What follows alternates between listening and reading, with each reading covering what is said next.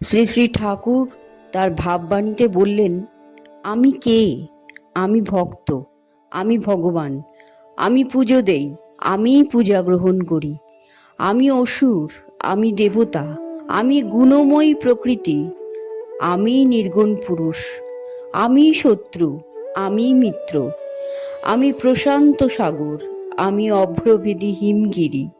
দেখ, আমি স্বর্গ, আমি নরক, আমি আমার যম, আমি আমার দেবতা, আমি আহি, আমি নকুল, আমি সাপ হয়ে কামড়াই, আমি ওঝা হয়ে ঝাড়ি, আমি কুরুক্ষেত্র, আমি ভগবান, আমি নরনারায়ণ। অর্জুন, দেখ আমি কে? তাই দেখ, শত্রু মিত্র কেউ থাকবে না, সব এক পথের পথিক। সব আছে আমাতে, যা ভাবা যায়, যা ভাবা যায় না, সব আমি তত্ত্বমসি।